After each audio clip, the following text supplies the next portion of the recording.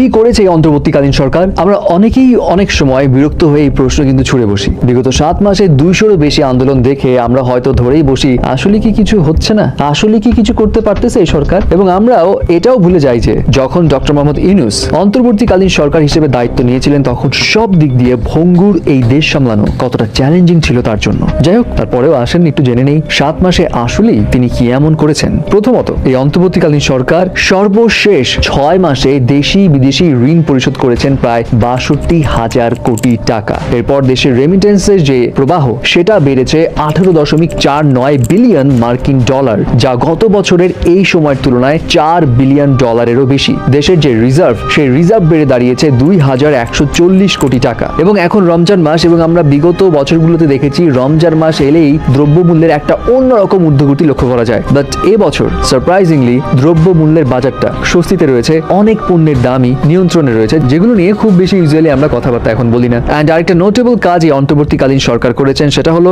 শেখ হাসিনা এবং তার পরিবারের অ্যাকাউন্ট থেকে প্রায় 635 কোটি টাকা উদ্ধার করা গেছে। গত 22 মাসের তুলনায় সর্বনিম্ন মুদ্রাস্ফীতি হয়েছে এই বছরের ফেব্রুয়ারিতে। ধর্ষণের মতো ঘৃণিত অপরাধের তদন্ত 15 দিন এবং বিচার 90 দিনের মধ্যে করার সিদ্ধান্ত নেওয়া হয়েছে এই অন্তর্বর্তীকালীন সরকারের আমলে। এছাড়া বিগত সরকারের আমলে অর্থনৈতিক কেলেঙ্কারির কারণে বাফুফের উপর ফিফা নিষেধাজ্ঞা দিয়েছিল, বাট এই অন্তর্বর্তীকালীন সরকারের পদক্ষেপের কারণে বাফুফের উপর সেই নিষেধাজ্ঞা তুলে নেয় ফিফা। সরকারি চাকরিতে প্রবেশের বয়সসীমা 30 থেকে 32 করা হয়। অ্যান্ড আরেকটা ইন্টারেস্টিং বিষয়, জাতিসংঘের মহাসচিব গুতেরেসের বাংলাদেশের সফর বিগত কোন সরকার তাকে বাংলাদেশে নিয়ে আসতে পারেনি, যেটা এই অন্তর্বর্তীকালীন সরকার করে দেখিয়েছে। অ্যান্ড ডেফিনেটলি এই সফরটা ইন্টারন্যাশনাল রিকগনিশন পেতে এবং ইন্টারন্যাশনাল যে সম্পর্ক সেটার উন্নয়ন ঘটাতে অনেক হেল্প করবে। এছাড়া চায়নার অ্যাম্বাসেডর ইয়ো এন তিনিও জানিয়েছেন ওয়ার্ল্ডের সবচাইতে বড় সোলার প্যানেল ম্যানুফ্যাকচারার কোম্পানি লঙ্গি তারা ডিসিশন নিয়েছে বাংলাদেশে একটা কোম্পানি সেট আপ করবে, বাংলাদেশের সোলার প্যানেল ম্যানুফ্যাকচারিং এ তারা ইনভেস্ট করবে,